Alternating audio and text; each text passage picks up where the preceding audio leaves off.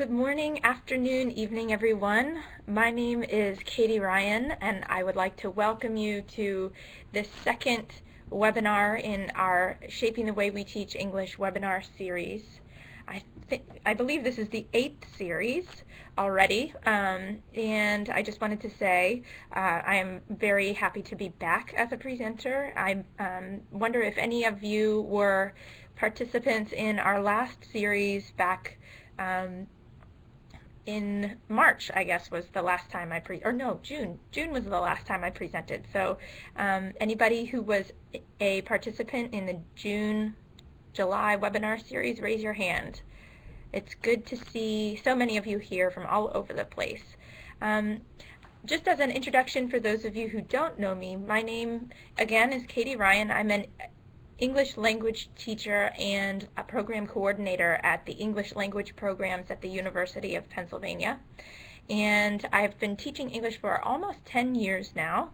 I started out as a teacher in Bangkok, Thailand. Raise your hand if you're from Thailand. Sawadee-ka, it's so nice to see you. After teaching in Bangkok, I have worked in private language institutions and in higher education in the United States, working with adult learners, working with high school learners, and also working as a teacher trainer and materials writer and editor for a period for the U.S. Department of State. Some of my most favorite teaching tools are related to vocabulary teaching, and I believe that it's an incredibly important part of our language learning experience, and I'm going to be explaining some reasons why here, but before we get into that, I'd like to just go over what our plan is for today. So these are the questions that we're going to be answering in the webinar today. 5 main questions, and of course there will be probably some other questions that will be answered in the process. And if you have questions as we go through the webinar today, please don't hesitate to write them in the chat box.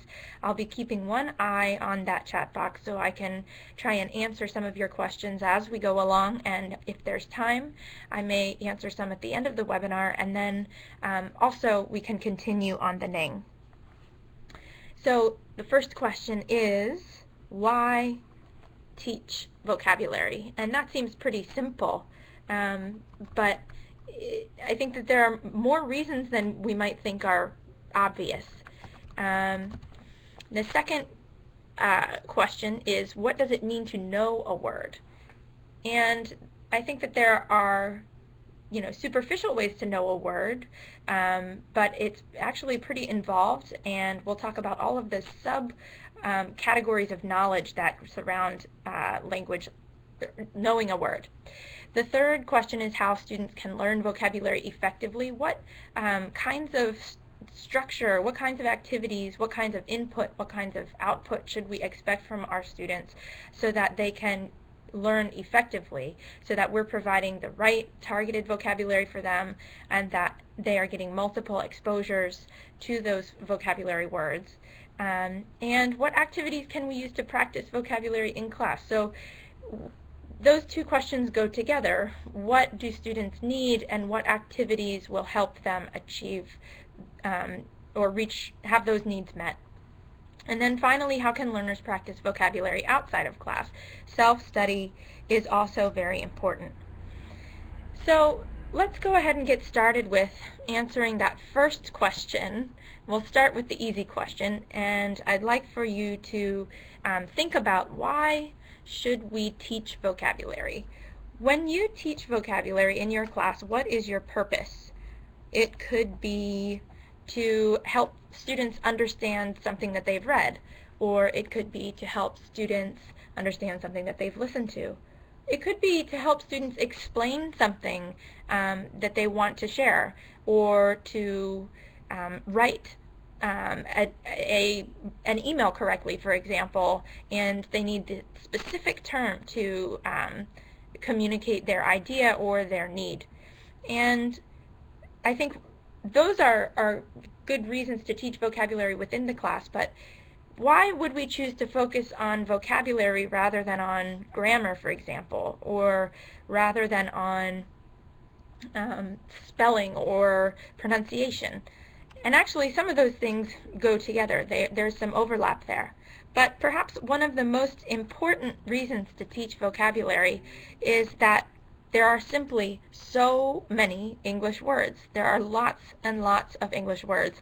In fact, English has more words than a lot of other languages, and the strategies for combining words and in order to create meaning are not as useful in English as they might be in other languages. So, for example, we have a word in English, warm-hearted, but if you if you're trying to go for that idea, you have to choose from many other synonyms, from many synonyms in English that could mean the same thing, like kind or enthusiastic or gregarious or any number of words that could mean something very similar. English has a lot of options, I should say. So I'm just wondering if you have any idea. Let's think about this. We have a poll to get to the specifics about how many words there actually are in the English language.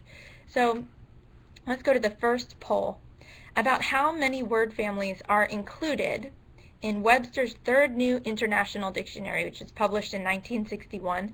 At that time, this was the largest international dictionary of its kind, and I'm using this dictionary because this is where the information, this is the most recent information we have available as to the number of word families in a dictionary. So how many word families do you think are included?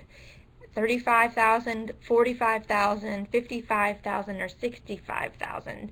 In any case, I think those choices are all pretty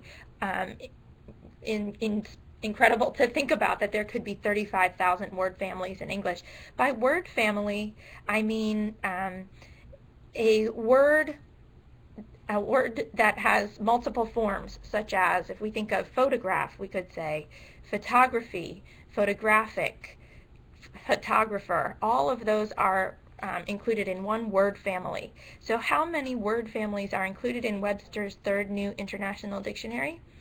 The answer is actually about 55,000. So let's go back to the PowerPoint. There are 55,000 word families in English. It's incredible. But the good news is that not all native speakers know those many word families themselves. In fact, let's go to the next slide here. It's a lot of vocabulary. English probably contains the greatest number of words of any major language, which makes learning a sufficient amount of vocabulary a formidable task. There's a vocabulary word for you, formidable. Formidable means very challenging. It would require a lot of work to complete that task. Luckily for English language learners, out of 54,000 or so word families in this dictionary, even educated native speakers will only know a fraction. So that lessens the load of vocabulary that we need to teach our learners somewhat. Let's move on to discuss other reasons why vocabulary is important. So vocabulary is not only important because there are a lot of words, but we started talking a little bit about what other aspects of language are important and how we can kind of put vocabulary on a scale of importance for focus in the language learning classroom. So what other aspects of learning a language might there be? Well, obviously there's vocabulary. We also could include grammar, pronunciation, spelling. Let's brainstorm some other ideas.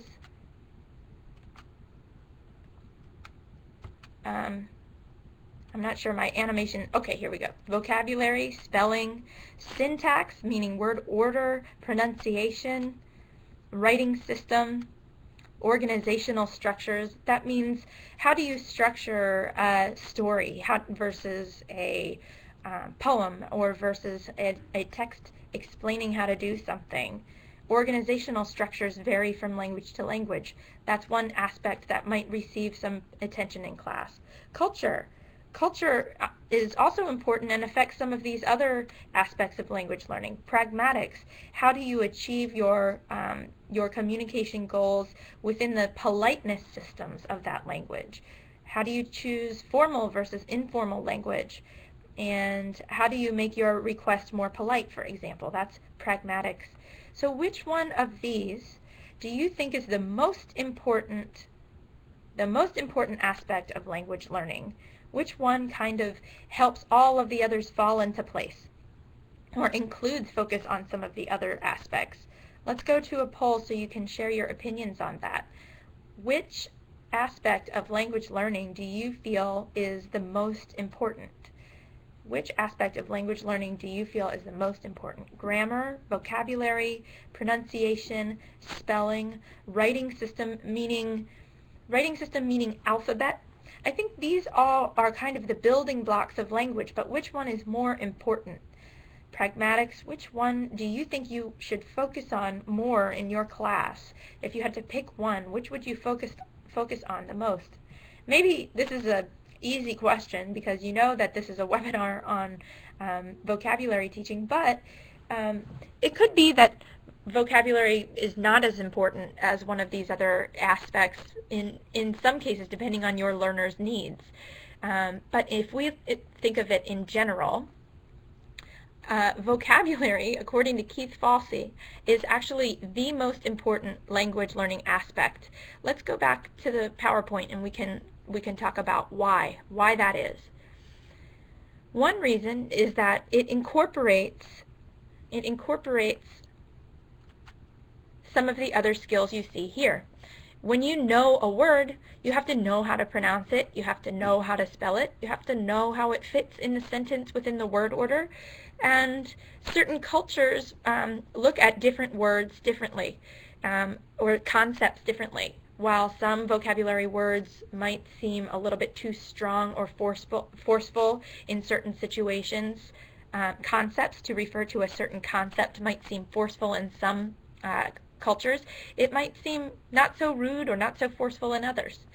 But I think one of the major reasons why vocabulary matters is that it can stop a conversation if you do not have the knowledge of the word that you need. So Keith Fauci has told us that the emphasis in ESL, in English as a second language, and I believe in EFL too, has mistakenly been on grammar. Learners can express themselves with poor grammar. I go there yesterday. If I say I go there yesterday, you can understand what I mean based on context.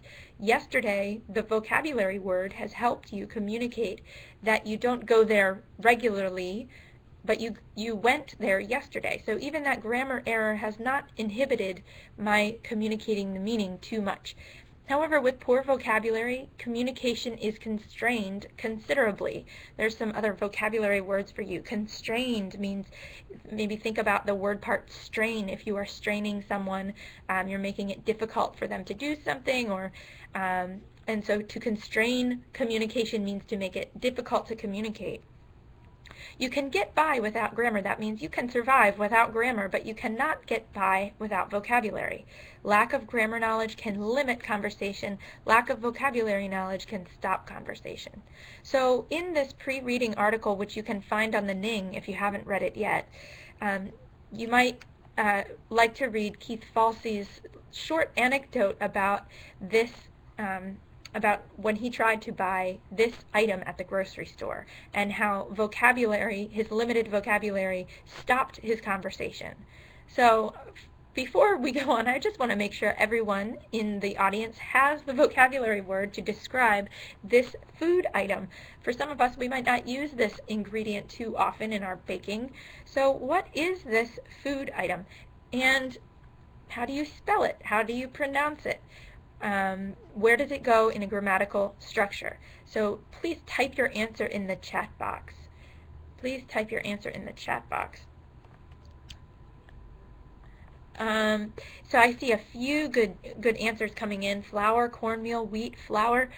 Why don't we focus on the bottom row, because there may be now that I'm looking at this picture, I'm wondering if the yellow bags are actually cornmeal.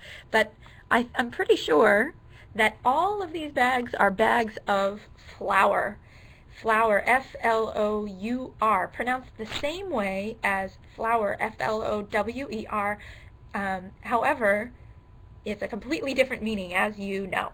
So Keith Fauci mentioned that he was trying to purchase, he went to the grocery store in a foreign country and was trying to purchase flour at the grocery store, but he didn't have the word, he didn't have the meaning of the word in the target language. And it became incredibly difficult for him to make this purchase because he couldn't draw it. How do you draw flour? I mean, you could draw a bag of flour, but if you don't know the brand in the country where you're living, then it would be very difficult for you to draw the flour. He couldn't really use other words to explain it. He said that he resorted to using the word pre-bread, which actually could be many, many different things. It could be batter, or actually I guess we would say dough. Dough is pre-bread, but flour is an ingredient that maybe it's pre-bread. I don't know. So it's very difficult to explain your meaning in some cases if you don't have the word. And I had a similar experience when I was living in Thailand. Not regarding a cooking ingredient, but around the concept of food. I don't know what time of day it is in your country right now, but I hope this picture is making you hungry. How many of you know what dish this is? This is a traditional Thai dish. What dish is this? This is my very favorite dish from Thai cooking. Anybody know what it is? It is green curry, gang kiawan. I'm sorry if my pronunciation is not so great. It's been a little while since I was in Thailand, but it's gang kiawan, it's green curry. And when I was in Thailand, this was my favorite dish, and I had to ask for some modifications when I ordered it, because when I was living in Thailand, I was vegetarian. And I didn't actually know, my whole experience, the whole time I was in Thailand, I had a very difficult time communicating this. I never actually figured out the right way to say what my diet was. Anytime I asked people what to say, I was told to refer to ahan day, which means not exactly vegetarian food, but closer to vegan food. It's a traditional diet that many monks, I guess, use, or that many monks have, where they don't eat meat, but they also don't eat animal products, and they don't use certain aromatic ingredients or sticky foods. And so when I would talk to food vendors about my diet, they kind of looked at me a little bit funny, and they had a difficult time understanding what I needed. And so then I had to try and explain all of the things that I couldn't eat, like I don't eat fish sauce, or I don't eat chicken, and it became very difficult because I didn't always know the ingredients for those words. And so I wound up having to do lots of pointing, do lots of choosing substitute words, and my communication was slowed down tremendously. So who can tell me, what is the actual Thai word for vegetarian? If ahan jay is not the Thai word, maybe I have heard it as mangswirati. I don't know if I'm pronouncing that correctly, but if we have any Thai folks in the audience, if you could tell me, I would very much appreciate it, because I have always wondered why my communication broke down so badly. Okay, so let's move on. Maybe you've had a similar experience in English where you're missing a word that you need, and I'd love to hear about that. I see some of you, I invite some of you to share your ideas on the Ning, and explain some of your struggles with compensating for lack of vocabulary. And actually, that's another thing we can help empower our students to do, is to think of different ways to act out or to hint at words, concepts, when they don't have the words for them. So what does it mean to truly know a word anyway? If we think about the word vegetarian, what does it mean to know that word? Obviously, it's more complicated than just not eating meat, because sometimes some vegetarians eat even, don't eat other food products that are made with animals. So, or include animal ingredients. So what does it mean to know the word vegetarian? What does it mean to know that word? Well, my first question for you is, how do you spell it? That's the first thing you might need to know if you want to add a word to your vocabulary. How do you spell the word vegetarian? Go ahead and type it in the chat box. How do you spell the word vegetarian? Okay, or think about it today. We don't have a chat box today, so just think about it. How do you spell the word vegetarian? Maybe write it down on your note paper. Here's the answer, V-E-G-E-T-A-R-I-A-N. So that A, vegetarian, the first A can be a little bit tricky. Some people want to use an E, so that's where you should focus your study, vegetarian. The next question I'm going to ask you is, how do you pronounce it? Vegetarian. Obviously, I'm pronouncing it for you here, but maybe we can look a little bit more closely, not just at the sounds that are produced. We don't say vegetarian, we say vegetarian, like vegetable. But which syllable gets the stress? Which syllable gets the stress? Vegetarian. First of all, we need to know how many syllables are in this word. Vegetarian, 5 syllables. Which one gets the stress? Why don't we go to the poll so you can put in your answer? Is it the first syllable, the second syllable, the third, fourth, or fifth? I will try and pronounce it for you with each of those different syllables stressed. Vegetarian, vegetarian, vegetarian, vegetarian, or vegetarian.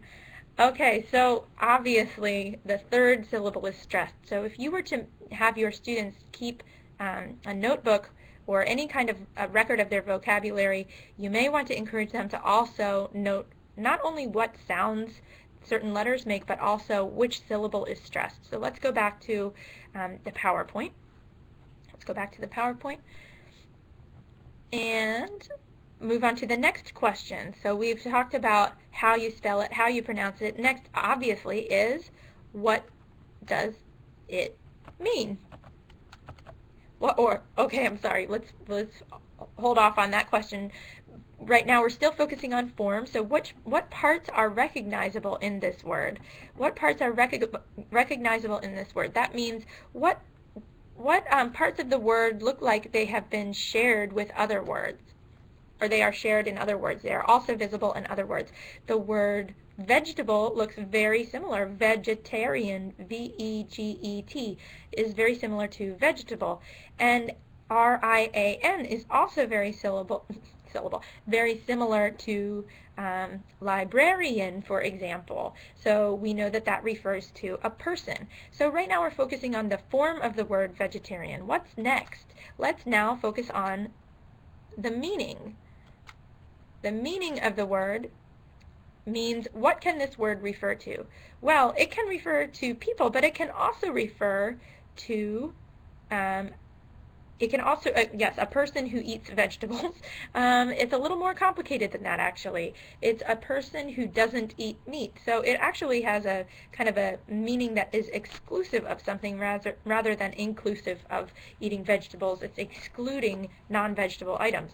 So it's a person who does not eat meat.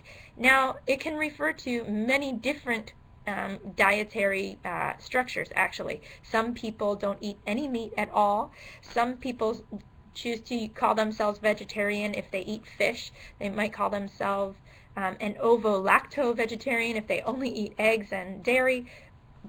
Others are vegan. They don't eat any animal products at all. And this word can refer to all of those types of people. What it can also refer to is dishes, a vegetarian meal, a vegetarian dinner, a vegetarian sandwich, vegetarian breakfast, a vegetarian cookbook. It can be used as an adjective to describe a meal that a vegetarian would eat, or a cookbook that a vegetarian would use, or a magazine that a vegetarian would read. There are so many ways that we can use this word. The next question would be, What is its connotation? Well, that depends a little bit on culture and your personal preferences.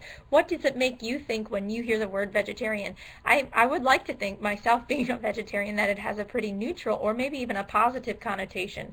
What words does the word vegetarian, what other words does the word vegetarian make us think of? Well, it makes us think of diet, it makes us think of maybe health, or maybe it makes us think of environmental or spiritual concepts.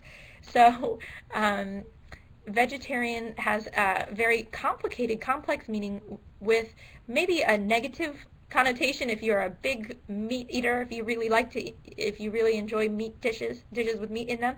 It could have a positive connotation if you think it's a healthier way of life. It could have a neutral connotation if you're just reading or writing a report to describe what a vegetarian is, or how habits might be changing among today's eaters.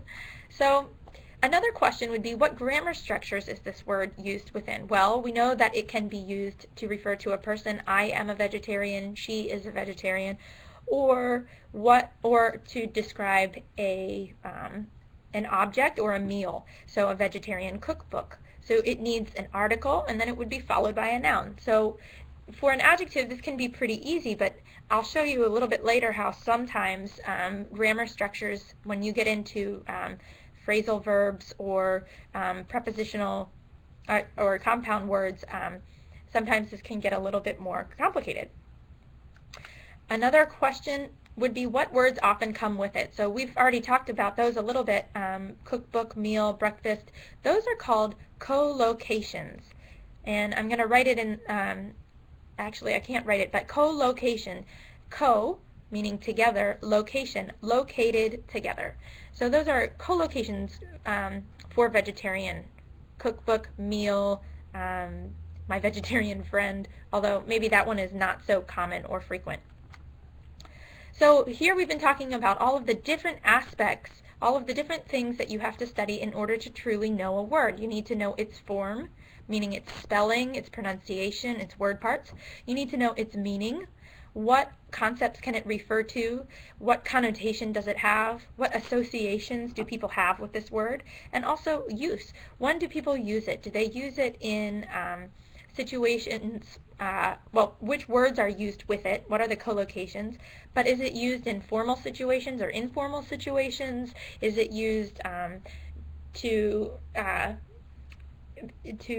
explain something, or what language functions are usually achieved with this word? So obviously vegetarian is used in social and maybe also academic situations. It could be used in a wide variety of situations in formal or informal communication. So that's what it means to know a word. Now, how do we help our students learn the word? How do we help our students gain all of these aspects of a word? Well, Norbert Schmidt, in his article, which was also a pre-reading suggestion for you on the Ning, references Paul Nation's 4 strands. And Paul Nation is an expert in vocabulary teaching, and I will provide some post-reading on the Ning for you if you would like to read more of his work specifically. He mentions that we need to include meaning-focused input, meaning give our students lots of opportunities to listen to new vocabulary and read new vocabulary in context. And we need to encourage meaning-focused output. That means we need to give students lots of opportunity to practice new vocabulary in speaking and in writing. There is some question about how much new vocabulary we should expect our students to use or to be able to understand in a new text. And Norbert Schmidt mentions that around 95 to 98% of known words within a text and maybe 5 to 3% of unknown words within a text or a passage would be appropriate, or expecting our students to use 3 to 5% of new vocabulary when they create speaking or writing. Next would be language-focused learning, and this is actually the targeted vocabulary practice in class that is more traditional. Things like drills and just word practice, focusing specifically on the word, not on longer texts.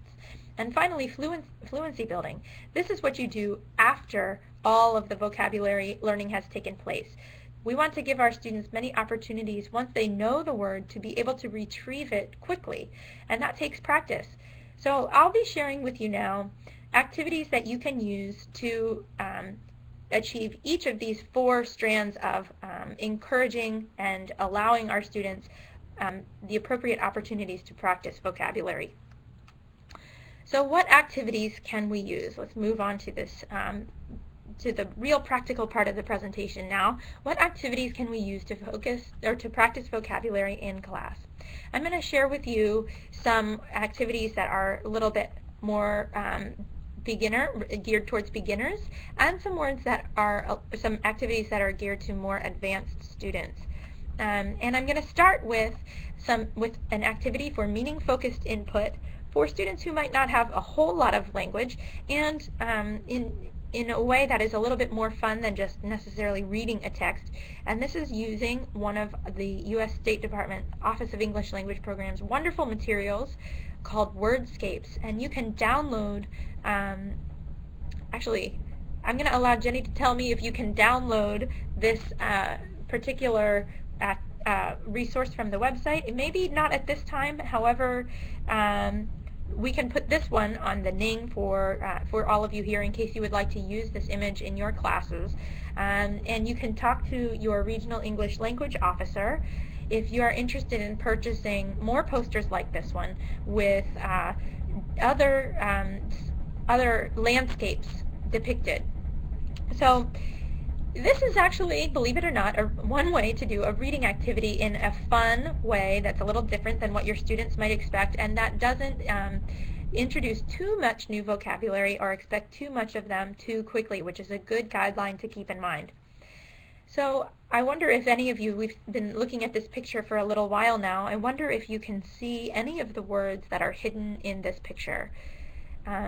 This is a very great activity for visual learners because they have a visual reference for the new word right in front of them.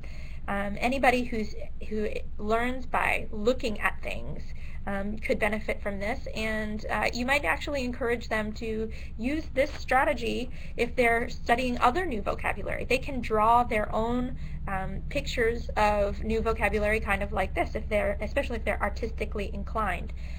And Keith Fauci has some recommendations in the pre-reading article for ways that students can represent words visually, and I'm also going to put another one of his articles on the Ning afterwards for you to read with some other practical ways for doing that. So what words do you see within this picture? What words do you see within this picture? Well, you see, I think the one that stands out the most is surfboard. Over there on the left in the green surfboard, you can see the word surfboard. You can also see the word waves written in there. You can see the word beach written in the sand next to the footprints. You can see the word palm tree, if you look very, very closely, written in the bark of the tree. Maybe you can see the word sea turtle.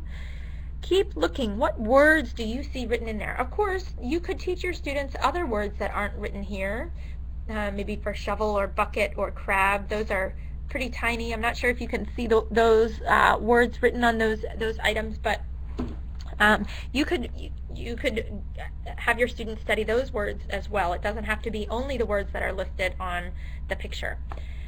So what are some ways that you can use this vocabulary? Well, first, just have them read it. Have them study the word. Have them study the picture. Give them maybe 5 minutes to study it, and then have them try and recall the spelling. So allow them 5 minutes to look, and then ask them to, and then cover the poster and ask them to write down all of the words that they remember, kind of coming up with a contest to see who can remember the most words from the poster. In that way, they're practicing the spelling and the form. You could also have them try and describe to a partner one of, or the way that the picture is, have them try and recreate the picture with a partner. So once they've studied it for a little while, maybe one student studies it for a little while and the other students have reviewed these words together. You could have one student looking at the picture while another student listens to a description and tries to draw it. So I could say, okay, this is a beach scene, and on the left side of the beach you see surfboards standing up in the sand. On the right side of the beach is a palm tree with 5 coconuts hanging at the top and 3 coconuts on the ground. The waves are going off into the distance in the middle of the picture. They start on the left side and they go off into the distance in the middle of the picture. There's a sandcastle in the sand in the middle of the picture. And next to the surfboards we see a sea turtle crawling in the sand. Back in the ocean, beyond the surfboards, we see 5 dolphins jumping out of the water. So you could have one student describe the picture to another student who has to retrieve the meaning and to understand how the word is pronounced, to be able to listen to hear the word pronounced in order to recreate this drawing. So in that way we're focusing on form and its meaning-focused input. Let's go to the next way that you could use this. You could use this theme to give some more input. Reading is one way, but also listening is another. So I'm going to share a story with you, and I would like for you to listen carefully and be prepared to answer these questions after you hear my story. So anytime that you do meaning-focused input, anytime you're working on reading and listening, the focus should be on comprehension. First, make sure that the students understand the main idea and the most important details, and then you can move on to discussing the words themselves. So I'm going to tell you a story about a day trip to the beach based off of that poster. And this is adapted from a sample story in the Keith Fauci article. Here we go. So I guess we need the sound of some ocean waves in the background, but unfortunately I can't give you that right now. But just imagine, maybe close your eyes, think of yourself on the beach, and here's my story. So last Saturday I went to the beach with my brother and cousin, and we had a great time. We actually saw some dolphins and found a sea turtle on the shore. My brother wanted to take the turtle home, but my cousin and I talked him out of it. I didn't think our parents would want a new pet. Anyway, when we got home on Saturday night, we talked about when we would go to the beach again, because we always love to do this, and we had so much fun, we decided to go back on Sunday morning. So, I mean, this is just basically a quick story about maybe what I did last weekend, and we're giving our students authentic input because this is the kind of thing that people frequently talk about in English, what they did on the weekend. And we're also giving our students a chance to learn not only words that are related to each other, but other words that might be new to learners at this level. So let's make sure first that you understood my story. I'm sure you all did, but this is an example of some of the kinds of questions that you might ask students to gauge their comprehension first. So let's go to the poll. You can fill in your answers. Actually, there are many polls here. First, where did I go? Did I go to the desert, to the beach, to the zoo?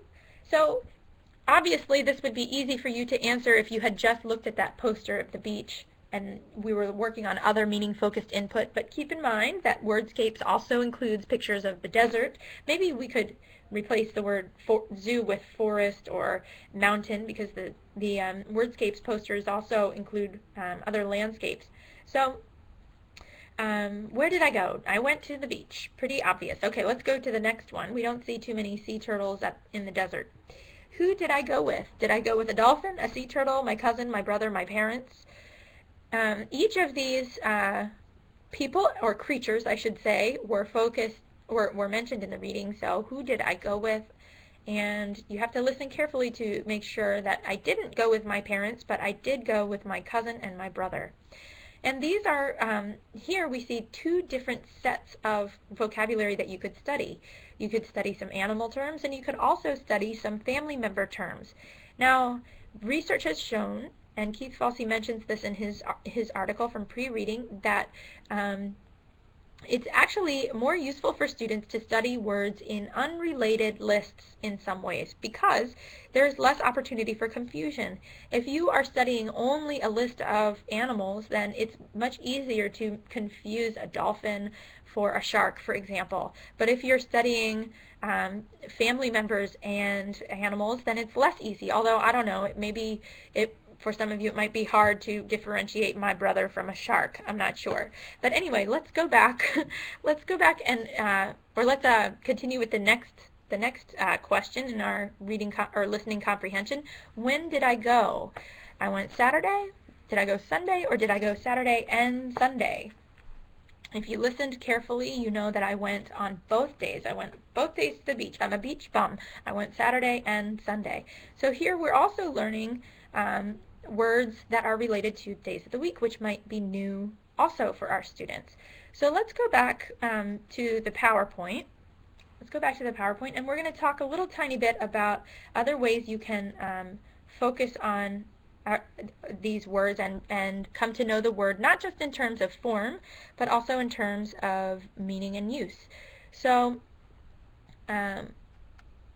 obviously, in order to study dolphins and sea turtle, you can use the Wordscapes poster. You could use a calendar to study the meaning of Saturday and Sunday. You could use a family tree to study the meaning of brother and cousin. But also, you can use you can focus a little bit on some collocations here. So Saturday night, Sunday morning, those are good collocations. I went somewhere with my brother, with my cousin. Those are also good collocations. It might be new for students at this level to know that you go with someone. So Saturday and Sunday also frequently appear together. Parents and brother also frequently appear together. So those are ways that we can focus our students' attention on use, even at this very beginning level. Okay, so what else can we do now that we've given them some input where they're using these new words, or where they're receiving these new words? How can we give them some practice with output? Well, one of my favorite things to do is to just, in order to increase student talk time in class, to encourage them to use the words to answer questions. So these questions don't ask them what the meaning of the word is, but rather something that requires them to demonstrate their understanding of the word. And in a lot of cases, they would actually have to use the words in their answer. So how many cousins do you have? Well, believe it or not, I have 50 cousins. How many are on your mother's side? I have about 18 cousins on my mother's side, and on my father's side I have a little over 30. So I have around 50 cousins, believe it or not. So now we're learning about other words that are used to talk about cousins. Mother's side, father's side. Are they from your mother's sister, your mother's sister's children, or your father's brother's children? So you're learning more about the meaning of the word, what it can be used to refer to, and how you are more specific when you're referring to that concept. What did you do last Saturday night? How do you like to spend your Sunday mornings? So with a little bit of learner training, you can also take the burden of creating these questions off of yourself. I know that we have a lot of things to prepare for our classes, and actually it can help for students to create these discussion questions for themselves. Once they've seen these kinds of questions many times in vocabulary activities, they can become quite skilled at making their own vocabulary discussion questions, and it can be pretty fun. So when I have students do this activity, if they finish the discussion before another group, then I have them create their own questions and continue talking. So let's move on now to some more advanced activities. Oh, whoops, before we do that, I want to give you a way to make a more language-focused lesson within your class. So you could decide if you want to use this for review later, or if you would like to do this before you have students use the words for input. But I'm sorry, to use the words in their output. But one thing to do is to review the meaning of the word with a cooperative crossword. Um, I put this as a question in the polls before the webinar, and I saw that many of you were unfamiliar with a cooperative crossword, so I wanted to explain how this works. This is great because it requires little preparation on behalf of the teacher, and again, with learner training, they can create these themselves. So you have your list of words that you want students to be able to remember, and you can go online very easily and create a crossword puzzle. There's a free website called puzzlemaker.com, and I'll put that link on the Ning. It's free, and all you have to do is write your list of words and a clue. So in this case, the students actually create the clues themselves. So actually, you don't have to create clues at all. You come up with the structure for your crossword. You can do this on graph paper if you don't have access to a computer. You can even put one crossword puzzle on a board for all of the students to see and copy into their notebooks if you want. It helps if they have graph paper. But instead of giving the students the clues, you give them answers. So student A has answers for across 1, 6, 7, and down 2, and student B has answers for down 3, 4, and 5. They cannot see each other's answers. In order to complete this crossword together, they have to cooperate. So student A will explain, will give a clue for example, Sunday. This is a day of the week. It comes after Saturday and before Monday. It is on the weekend, and the first part of the word sounds like the star that shines in the sky during the day. So the student is giving a clue. This word is 2 syllables, for example. This word, the first part of the word rhymes with fun. So in this case, they're working on pronunciation, they're working on meaning, and they're also working on form because they have to write it in the crossword puzzle.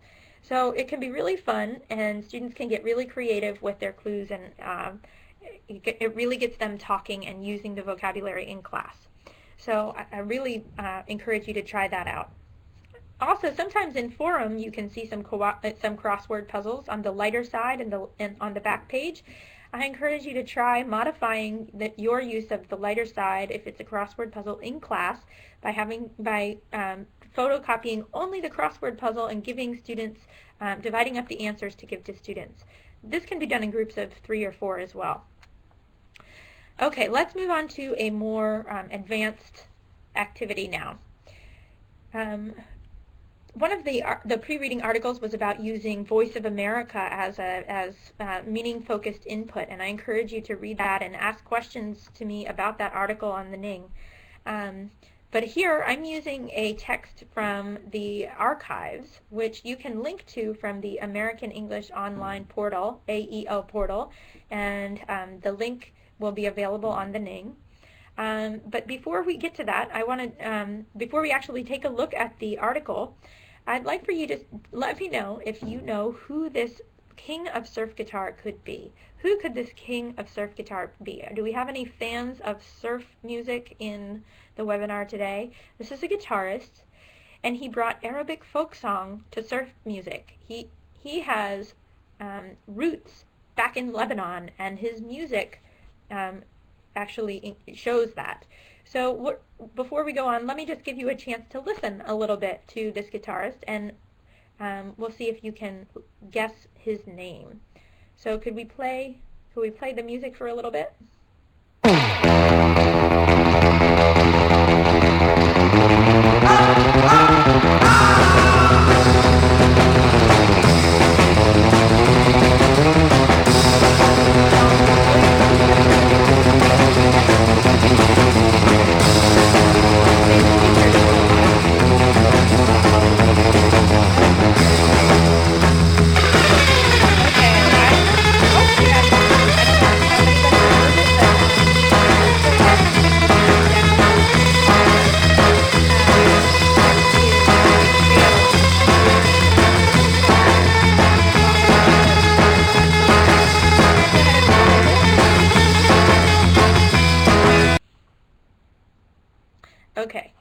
This is the king of surf guitar, Mr. Dick Dale, and he's in a band called Dick Dale and the Deltones, and I encourage you to check out the article at the archives for more information. We're just going to look at a short excerpt from it today so that you can practice some vocabulary in a short excerpt. Okay, so why don't you take some time and read this? I'll read it with you. And as you're reading, I want you to just make sure first that you understand. You would have your students focus first, who is this about? What does the author want us to know about this person? And why is it important? So Dick Dale can show us that there is nothing more American than the Arabic sound of classic surf music. In fact, this legendary guitarist's name at birth was Richard Mansour, a name in which he still takes great pride, even if it does not sound as good on stage as Dick Dale. The Middle Eastern roots that influenced his distinctive sound are long and deep. His paternal grandparents came to the United States from Beirut. His father, though born in Boston, spent most of his childhood in Lebanon, and Dale himself grew up speaking Arabic. Dale came from a family of Arabic musicians. My uncle taught me how to play the tarabaki. I'm sorry if I'm mispronouncing that. And I watched him play the oud. I hope I'm pronouncing that okay. We went to play at the Maharjan, which was a Lebanese night spot in Boston. Though only a boy when he took up the instrument, Dale's early tarabaki drumming proved such a huge influence on his guitar playing that he says he is still simply playing drums on his guitar strings. When the Mansour family moved to Southern California in the 1950s, Dale picked up a new passion for surfing. That passion soon led to the birth of a new genre of music. I didn't really think of it as surf music, he says now, but when he began to play his unique high-energy sound at concerts in the beach towns near Los Angeles, his fellow surfers quickly dubbed him the king of surf guitar. Okay, so first, before you move on to the vocabulary, you need your students to be able to demonstrate comprehension of this text. So basic comprehension questions they can discuss in groups and then maybe share with the class, like who is this about, where is he from, why is he important, and how did where he is from influence his music. So, or what influences can you see in his music? So surfing and also his Arabic roots. So once you have your students all on the same page understanding the article, then you can begin to work on some vocabulary activities. And I think the most important thing, one of the hardest things for us teachers to do, is to pick the right vocabulary words. So let's take a look. I'm going to let you look at the text a little bit more and see if you can kind of decide which words would you choose to teach your students. Let's imagine that your students are pre-academic. They want to go on to study in an English-speaking university. Which words would be useful and important for them to know? Take a look, type in some of your ideas in the chat box. Would you want to teach them surf? Would you want to teach them legendary, pride, influence, distinctive? Which ones? Which ones would you like to teach them? Here's more. Tarabaki, would you teach them that? I guess you have to consider your students. Where are they from? Would it be useful for them to know the word for that instrument in English? If they're from Lebanon, or if you have Arabic-speaking students, if you're in an Arabic country, then you may want to teach them that word in English. For students who are not in an Arabic country or who don't have much exposure to that instrument, it may not be so useful. So when we decide which words to teach our students, we have to think about frequency. And one thing that can help us decide which words are important is to look at the academic word list. If our students have some academic goals, then we should look at the academic word list. And I will include a link to the word list on the Ning, where you can find out which words are on that list.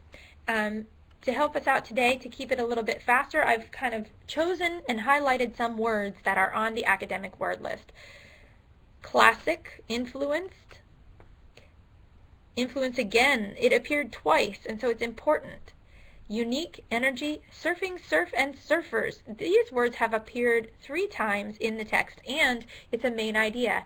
Even if our students won't have much exposure to the concept of surfing or won't have many chances to practice surfing, it would be a very good word for them to study or at least focus on a little bit they are to understand this reading. So because it's a key word, I would also have them focus on that. So now that you have practiced, you have done some meaning-focused input, let's move on to some meaning-focused output. You could have students respond to this article. What was it surprising? What did you find most interesting? Why? Write a summary of the article about Dick Dale. So in this case, they might be using some of those words. He was influential in surf music, and you could have them say, I was surprised to know that his roots were in Lebanon, that makes him a unique musician from the United States. You could have them just give an oral summary of the article about Dick Dale. These activities for output allow them to recycle the vocabulary, and the thing that helps our learners acquire vocabulary the best is lots and lots of opportunities to recycle their words. So give them lots of opportunities to produce authentic communication with those words. And if you need to review meanings beforehand or afterwards, you can have them do more language-focused learning. You could use the words that you highlighted in some traditional fill-in-the-blank sentences where students choose the words from a list and put them in the sentence, or they have to choose the correct form of a word. Is it influence or influential? How do I know? That helps them focus on the grammar structures that surround the word and how we use it within grammar. Find the meaning in multiple choice questions. It's okay to do some activities that include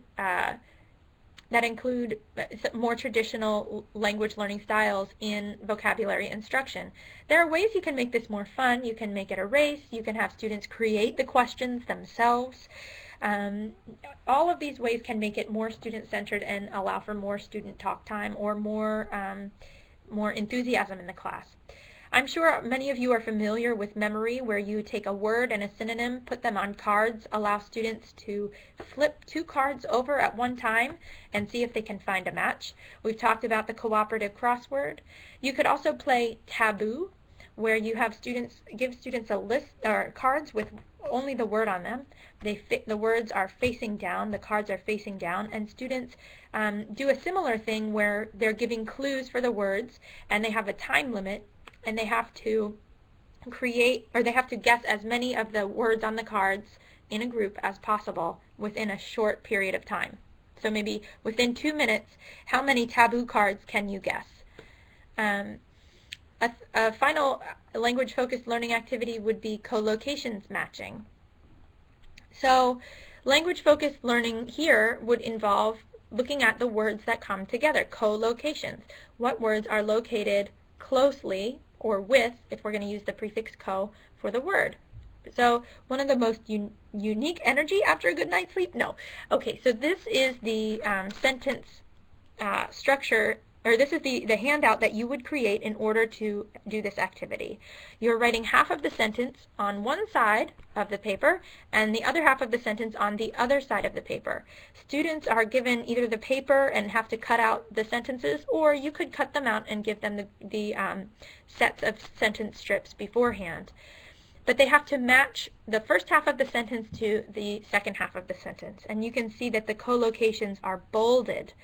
And so you can see which words go together more easily. So let's try this. Let's see what you can do. Let's go to the poll where you can complete one of these activities. So which word, oops, we skipped that poll. Let's go to the next one. Okay, complete the sentence. One of the most unique energy after a good night's sleep. Does that sentence make sense? One of the most unique influence on me. I learned a lot. Not so much. One of the most unique characteristics of the city is its skyline. That one sounds good. One of the most unique movies. Yeah, a movie could be unique, I guess, but this sentence is not complete, like The Wizard of Oz. That sentence is not complete. So the only sentence that works grammatically here is one of the most unique characteristics of the city is its skyline. That's the answer. So unique and characteristics go together. Those are the collocations to study. So when you have students prepare for an exam, or if you're going to check their vocabulary with a quiz. You could have them study vocabulary collocations and ask them to match those on your exam as well, or to use collocations in a sentence. So they have to say a unique characteristic, use the collocation unique characteristic in a new and original sentence. You can assess students' learning afterwards that way. Okay, so once students have had the practice of hearing the word in meaning-focused input, such as a reading, they've also had the chance to practice the word in meaning-focused output, such as through writing or speaking. They've had chances to review the words from any one or actually multiple of these activities. It's important to give our students multiple exposures to these words. Then you can focus on fluency.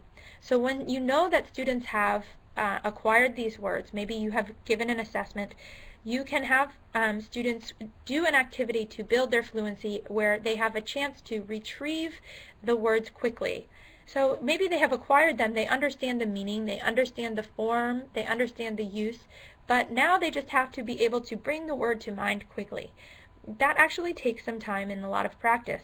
So you can do fluency building in all 4 skills, not only speaking, although we think of fluency as related to speaking, it's also related to reading and writing and listening. So in order to have students practice fluency in speaking, I'll give you one idea. You can use the 4-3-2 activity, which is an activity that Paul Nation and Norbert Schmidt recommend.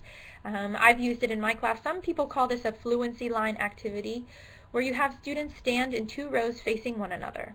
You give them a prompt and tell them to take turns responding to the prompt. So the first time that they respond, they have 4 minutes each. Now, these are 2 examples of prompts that you could have them refer to or respond to. For the younger or more beginner learners, you could have them describe a weekend trip you took with your friends or family. So in that case, they're using the days of the week. They're using their family vocabulary. They may also be using some of the vocabulary from the Wordscapes posters that you practiced. For the more advanced learners, you could have them imagine that a tourist has asked them for a music recommendation. They want to buy a CD of music from your hometown as a souvenir, and you need to recommend a musician and explain your choice. So you might talk about how the musician was influential in traditional music or classic music from your country. So you're using the word classic, you're using influence. You might talk about some of the unique characteristics of that musician. So you're going to allow students to use vocabulary that they already have. Even if they're not using the words that you've studied, they are still retrieving words that they have already in their toolbox. And the practice here is to get them to retrieve it more quickly. So once they have responded to one student within 4 minutes, you have them move. So the student in one row, all of the students in one row will move 1 space to the right, and they'll be facing a new partner. The other row of students stays still, so they will also be facing a new partner. And you have the students repeat what they said, but you give them only 3 minutes. That means they have less time to retrieve vocabulary words that they know, and they're recycling the words that they have used in the previous speaking activity. A final time, they do it one more time, 4 minutes, 3 minutes, and then 2 minutes, where the same row of students moves to the right again, and students take turns responding within 2 minutes. So this is a fluency building activity for speaking. But how could we build fluency in reading? How could we build fluency in writing? Please share some of your ideas on the Ning. And I will let you think about that for a second. How can we share ideas in writing to build fluency? How can we build fluency in listening? And how can we build fluency in reading? Well, giving students speed reading activities at the beginning of class, choosing a new article from the archives or from one of the sites linked on the American English portal, or from Forum, for example, if your students are advanced learners and can understand the feature articles. Give them just a couple paragraphs, a short paragraph to read, and to try and afterwards summarize it. So they're retrieving vocabulary that they already have within the reading, and they have to do it quickly. You're putting them under time pressure. You can do the same thing with listening. Give students one chance to listen to give students one chance to listen to a passage and allow them to understand what it means and to talk about it afterwards using some of the same vocabulary. And then finally, have them, if for writing practice, give them journal. And give them a journal, time to write in a journal at the beginning of class, timed writing, maybe 10 minutes to write in a journal at the beginning of class, and recalling vocabulary that they already know. You could use these prompts not just for fluency, these same prompts for the 432 activity you could use in a journal as a journal prompt. So giving students practice where they're not focusing so much on accuracy, but they're focusing more on word retrieval is important. Okay, so how now do we get students to continue practicing when they get home, outside of class? How can they study the words that you want them to learn outside of class? Obviously, word cards is one really useful tool, and even though it's a traditional way of learning words, I think that sometimes you don't need to mess with things that already work. So this is a vocabulary card, but it's a little bit more maybe developed than some other vocabulary cards that you have seen. You can have students make simple vocabulary cards where they have just the word on one side, and on the back they have the meaning. But in this case, we're having students focus not only on the form, but also on the use and the meaning. So they're focusing on how to spell it. You could have them include a pronunciation key on the front here also. It's up to you. You could have them mark the syllable that gets the stress, the unique Q-U-E, the second syllable gets the stress.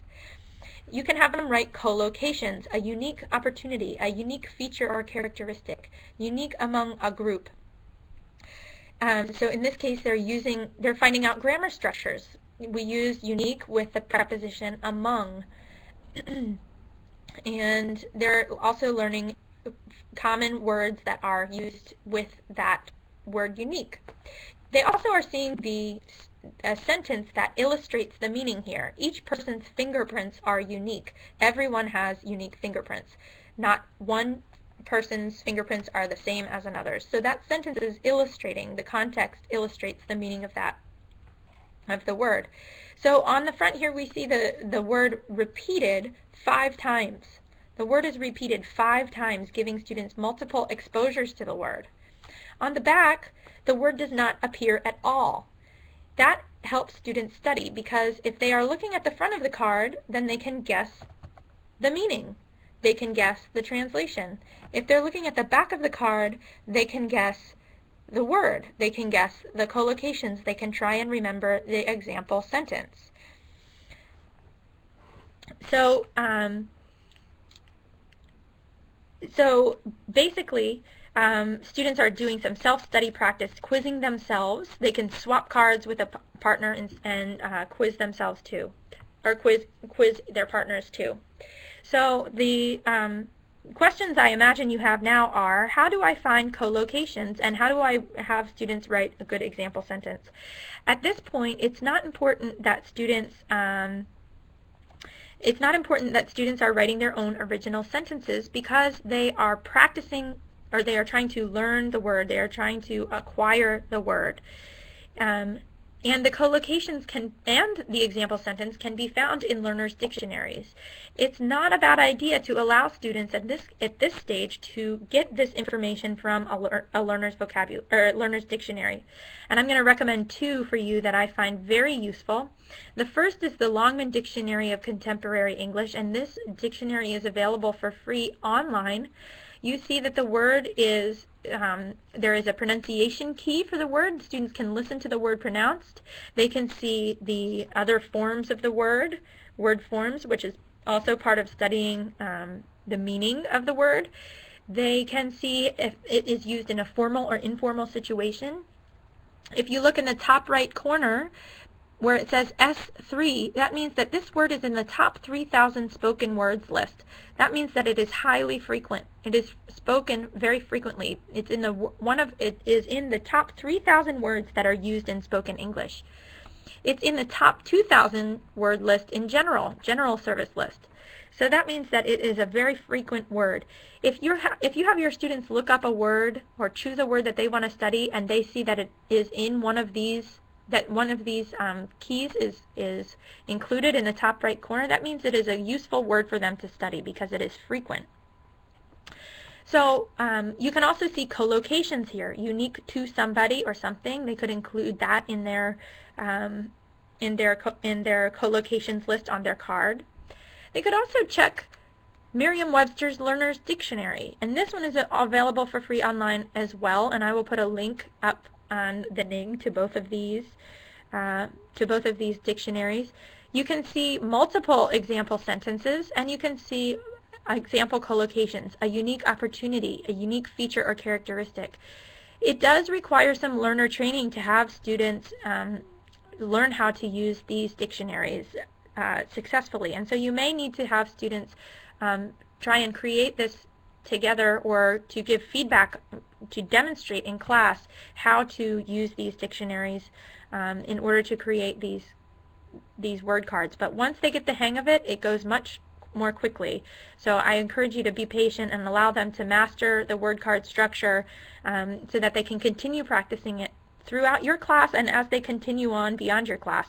This is very useful for anyone who is planning to take the TOEFL, who's planning to do an academic program in English, especially. So I encourage you to have your students study by themselves with word cards. And you can even collect them and give them feedback. I also encourage you to share any of your other ideas for students' self-study strategies on the Ning.